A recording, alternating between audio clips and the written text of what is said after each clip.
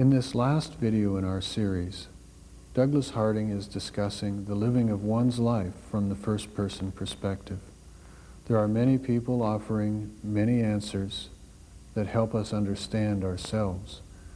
However, Douglas is offering a unique opportunity to look and see and discover and to test for ourselves what it is like exactly where we are. Douglas offers some simple and precise experiments that bring us home. I invite you to participate in the experience of this video and listen closely as Douglas means exactly what he says.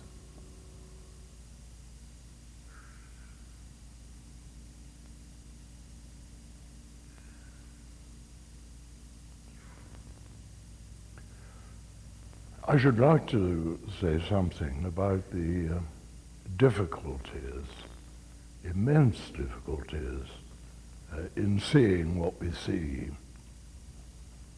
Seems to me that we, as members of the Human Club, we do not see what we see.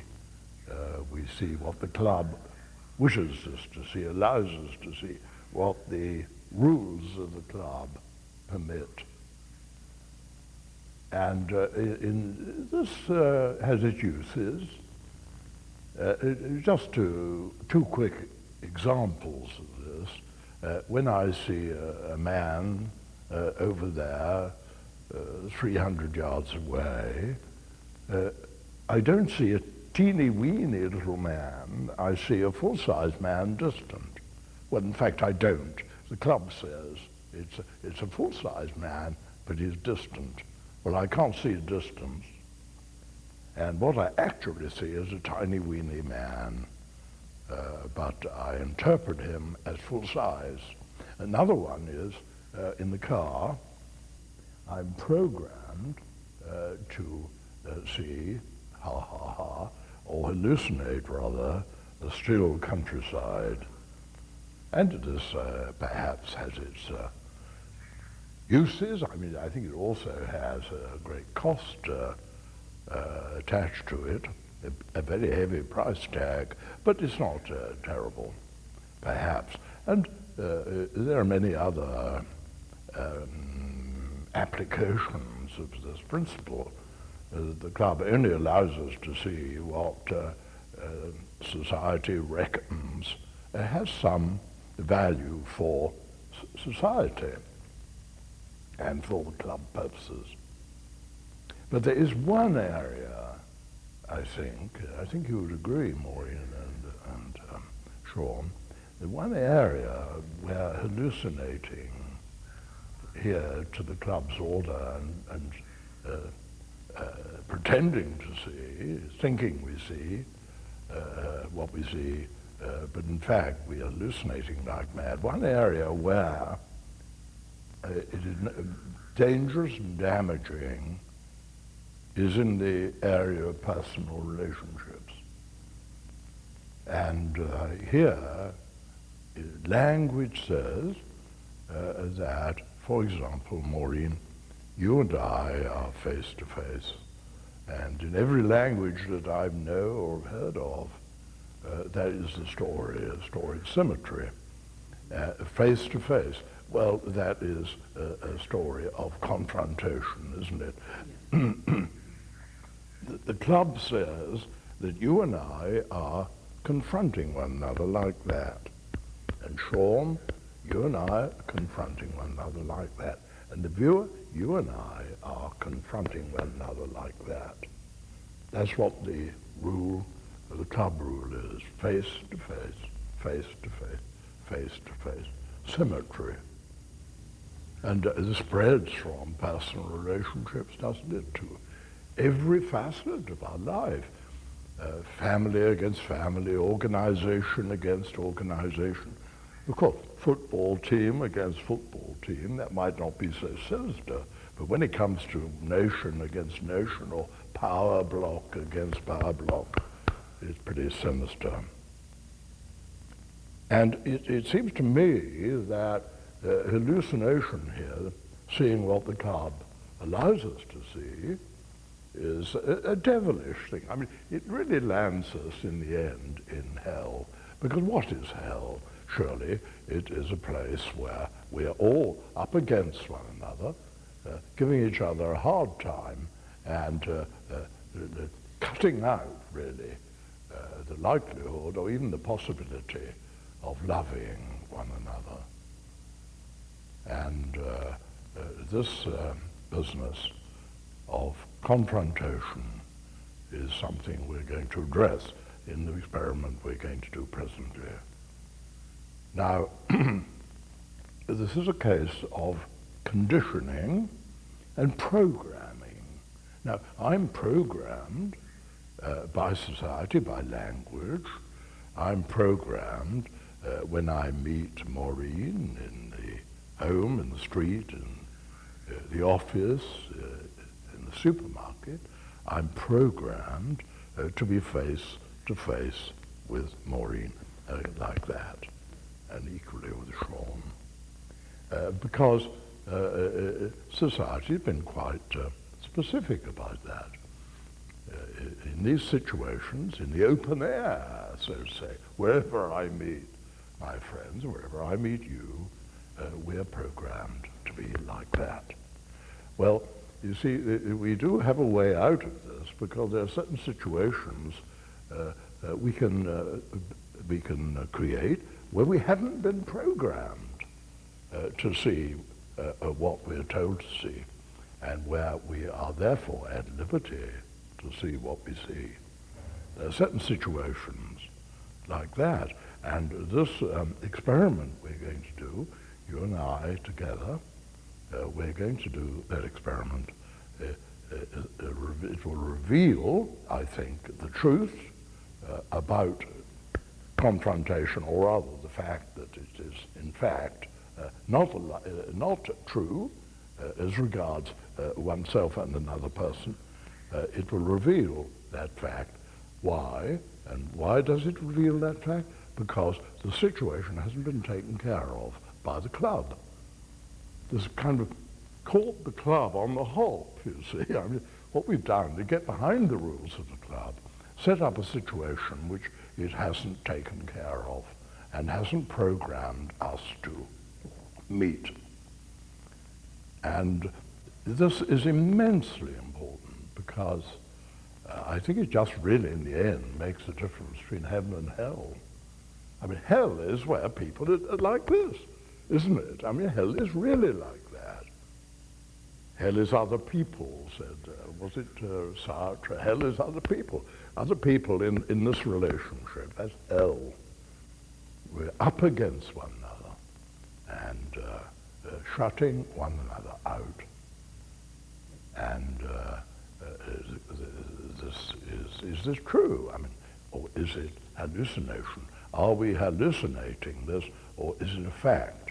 And this experiment, which we're going to do, you and I presently, this experiment we're going to do will go into this and see whether we can't see through this club situation that is set up of confrontation, see through to this thing when we're busted, you and I, busted wide open for one another, you and I, you and I. So that's what we would like to do. And presently, why Sean and Maureen are going to demonstrate with the tube there how it's done, how they do it, in order that you and I shall get the clue as to how to do it on the screen. Have you any thoughts about this? Well, it just seemed to me, Douglas, that this question, as you say, of confrontation really is at the root of perhaps so many what we would call our difficulties in personal relationships, in families, in our countries, with war. This seems to be, to me, an absolutely critical question fundamental and essential, really, for our survival and our Yes. well-being on this earth. And so while we may be addressing it at indeed a very personal and intimate level, I think the implications Yeah. of this question are immense. And Yeah. this is surely a fundamental and really important investigation. And the thing that just occurred to me when you were speaking is, it's not because we're wicked that we do this so much, it's because we are not being truthful. It's not because we're not good, but it's because we're not truthful. And it's the truth which sets us free here, because the correction of this is not to reform ourselves and let's be good people who don't confront one another, but let's be truthful people who can see that they don't. Well, it's the one area, see, when we're young, Douglas, we're children, we count on our world, our parents and our teachers, etc. We count on them to tell us the truth. Yeah. And in this particular instance, perhaps they're not. And we just believe it, and then we forget to investigate that. Yes. And, I think it's time to re-examine some very basic Yes. things here. And this in isn't particular. so much that they have come and parents come along and teachers come along and said, now you're face to face, Douglas and Short. It's implicit. It's so taken for granted, they don't bother. Yeah, I mean, the really sinister conditioning is not something to spell out. It's something implicit in the whole of our... unexamined, really. Unexamined. And this is a very extraordinary situation, isn't it? Very extraordinary. And all we've got to do is look. And then immediately the lie is exposed, isn't it? The lie, and what is the lie? The lie is that I have ever in my path confronted anybody. And I say for myself, I've never been face to face with anybody. It's always been face to space, face, space, face, space. In other words, Maureen, the wonderful truth, God's truth is that we are built for loving. And society, language, the club is set up to deny that obvious truth. And yet it's the very thing that we want and strive for. When you were talking about the looking, that we've been told what to see, my sense is that we look, but we look perhaps in the wrong direction. Yes, indeed. We look that away. All we have to do is look this away. And immediately the truth is revealed, isn't it? Yes. Well, one or two suggestions about when we get in the tube. You two get in the tube, and you and I get in the tube together. Some perhaps rules here, even. You know, I think the prime rule is that we really are going by present evidence, what is given now, and not imported into the situation by memory, imagination, wish fulfillment, and so on. And another thing is that we're not going in that tube together to love one another, or have nice feelings, or to see an aura of the other person, I don't know, insight into their personality.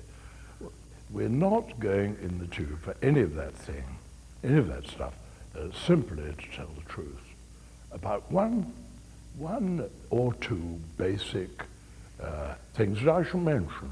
For the prime one is, how many faces are there in the tube?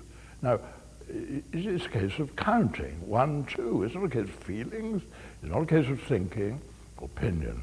How many, I mean, it's perfectly simple. How many are there in the tube? And of course, what's at the far end of the tube is interesting and important, but that far end, the view at the far end, very familiar But it's primarily, in this experiment, one is concerned with what is given at the near end, because that is unfamiliar, that is the unvisited country, that is the strange land, I would say almost magic land.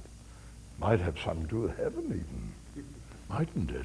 So the weight of attention is not on the far end in order to investigate that in detail, but to use that for purposes of comparison with the near end of the tube. So is that the way you see the experiment? Simply, it's really concerned with what do I actually see right now. That's right. So this experiment, like all our experiments really, about our identity, about what we're like in our own experience as first person singular present tense. And it's not a matter of feeling, it's not a matter of understanding, it's a matter of simply looking. On our own authority. On our own authority. As That's opposed right, to being what we've been our told own authority. By parents. That's right. Society. So are we ready to have a go? Well, perhaps the demonstration with the tube then.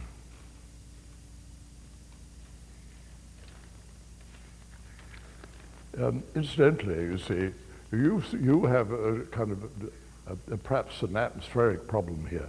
The pollution in the tube, if I may be so rude as to call it pollution, is a double thing in your case. But in our case, you see, there's just half the pollution in the tube between you and me that there is here, which is an interesting thing. We have ventilation in the tube, you see, at the top here. Demonstration.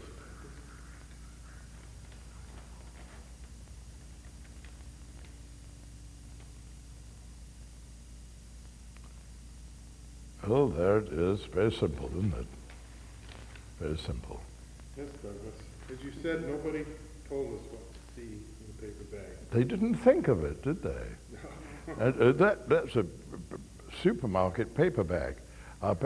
We were told what to see in the supermarket, but they never told us what to see when we met somebody, not in the supermarket, but in one of the bags of the supermarket. Therefore, so we see. Our viewers get to look at you at the other end of the bag. That's good. So, are we ready to begin? Yes, yes.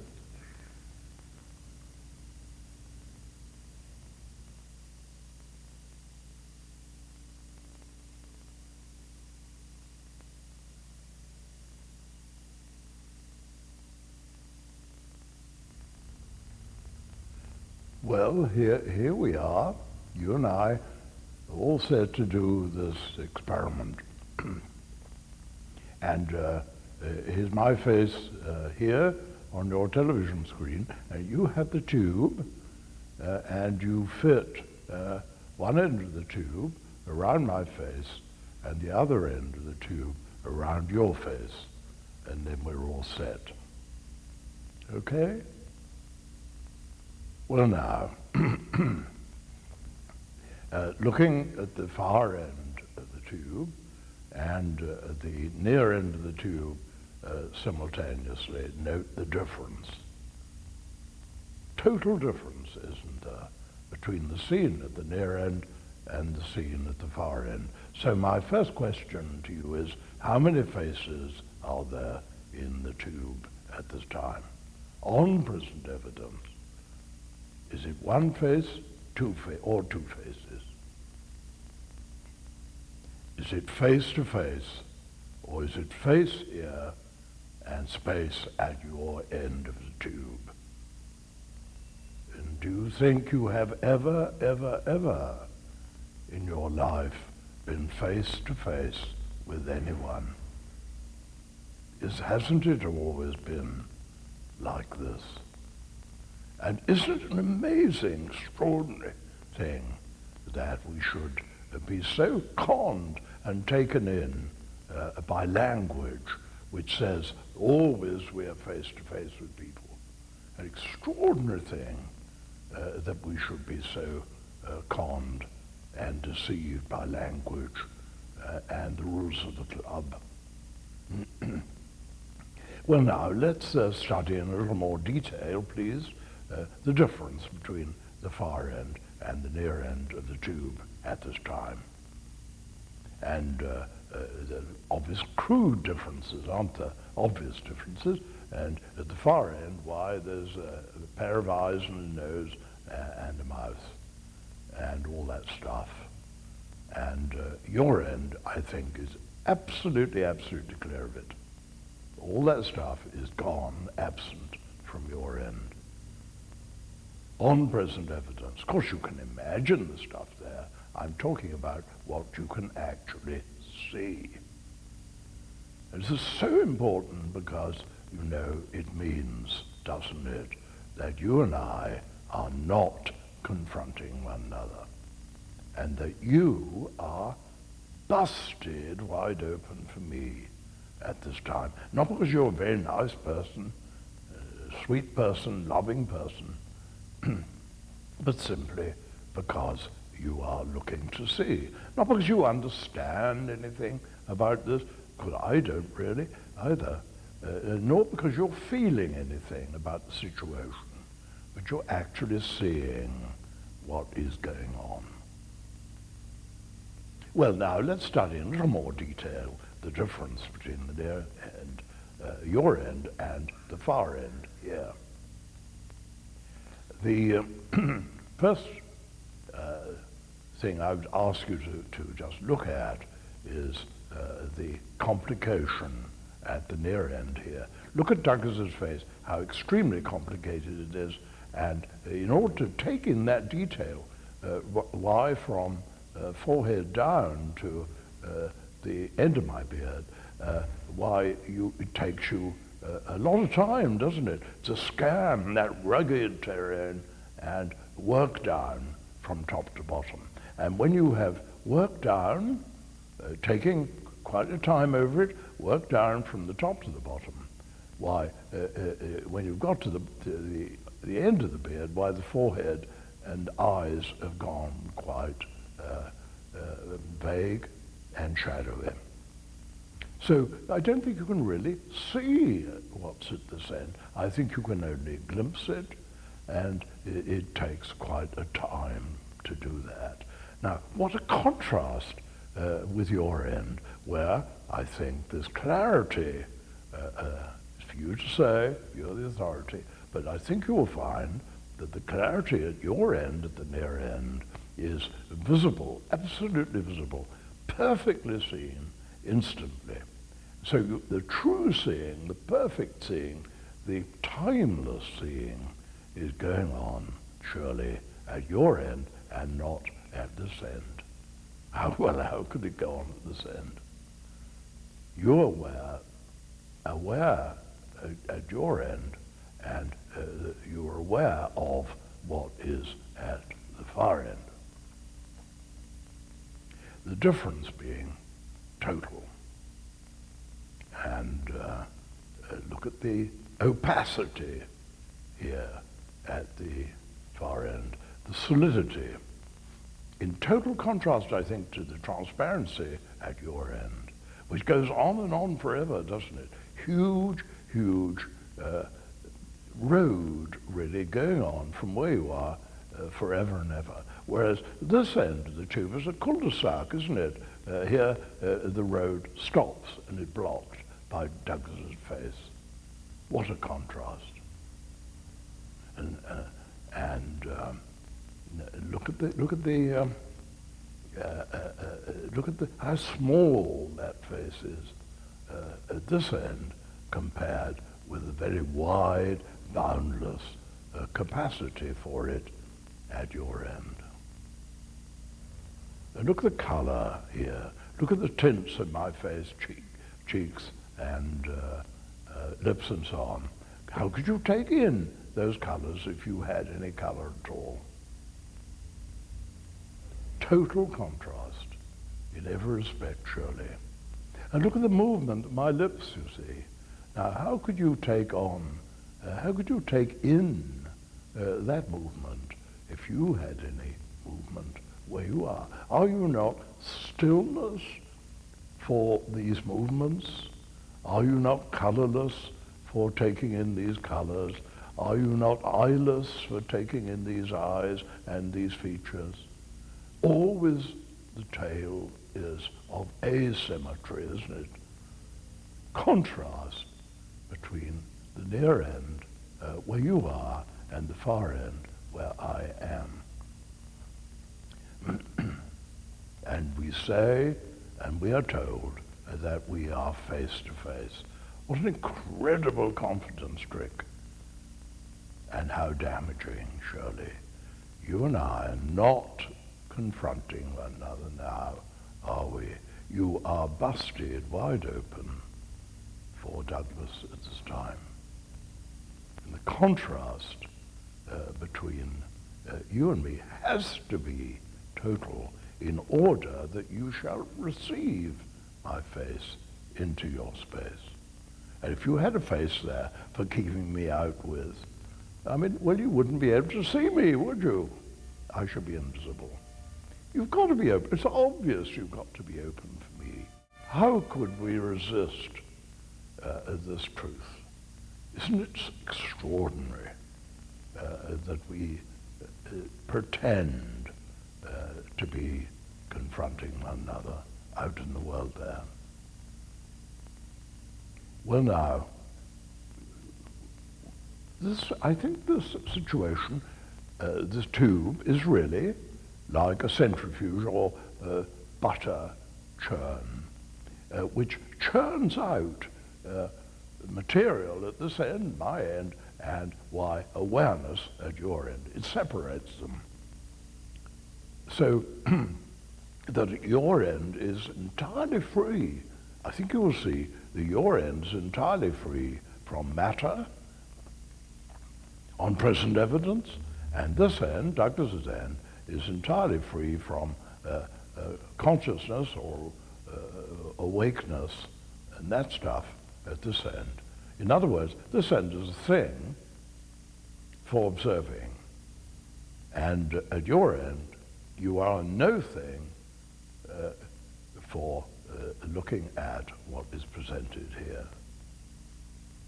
I am on show for you there as a thing, on show to you who are no thing but awareness.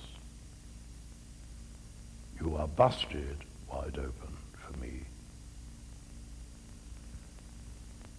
Well, you might say, well, yes, but is Douglas a cardboard cutout?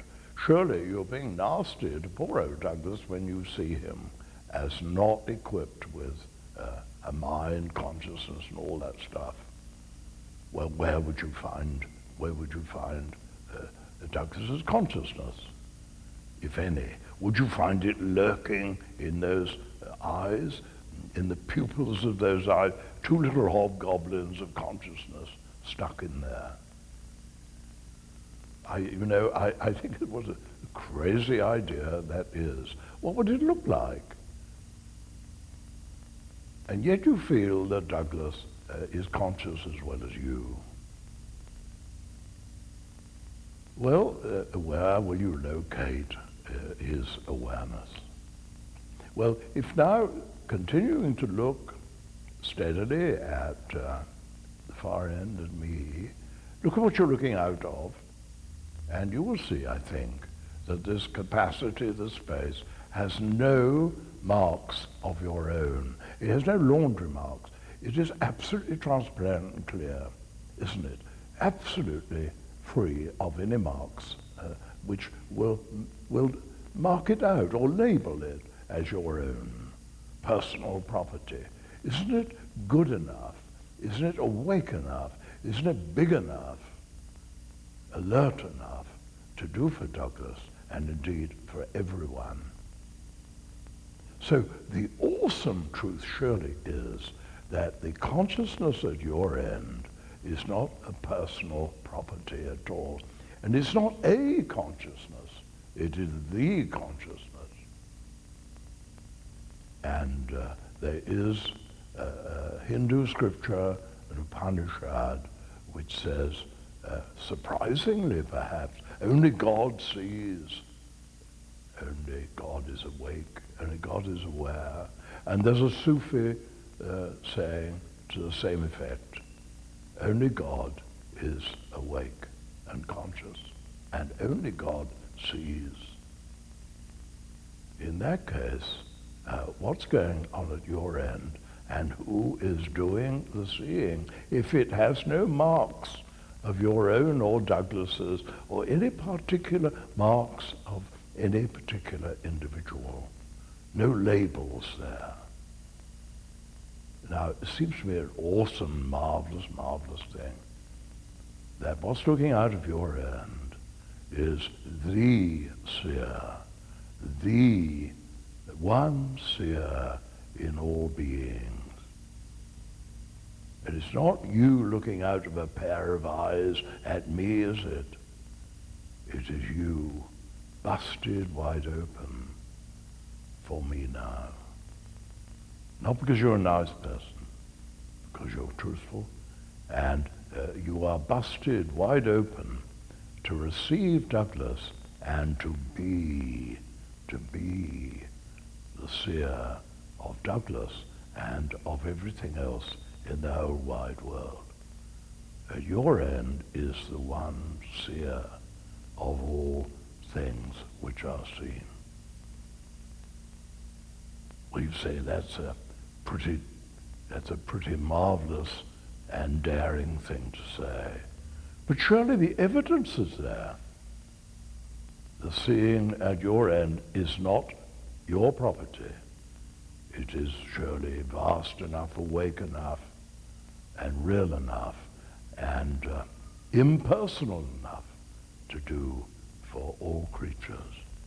Who you really, really, really are is looking at one of the things in the world, and that is Douglas's faith. And see, this is an extraordinary situation now, is it not? A marvelous intimacy, I should say, and how different, how incredibly different from the club setup, where we are face to face, confronting one another in a kind of hell. How different. Here we have surely double intimacy. And what is this double intimacy? You can say now to me, surely, Douglas, there I have your appearance. There I have your face. There I have your appearance, which you so kindly gave to me because I don't have one of my own. I mean, it may not be a very good appearance for you to take on this moment, but it'll do, won't it? You can say to me, if you please, I think you can say to me, there I have your appearance, here I am your reality. Now that is a true intimacy, and I think it is divine intimacy. And it's all to do with, I think, the one seer whose other name, one of whose other names is love. And that one is open, exposed, naked and open to all the things in her or his world. And that is who you really, really, really are at this time. The one who is busted open to embrace the whole world. And please accept my congratulations. That is the end of the experiment, and I would just wish you the best of luck in living it, because if you now just drop the tube, let it down, and just continue to look at Douglas's face for a moment, you will see from now on you don't need any tube to see this vision of who you really, really, really are. Thank you very much.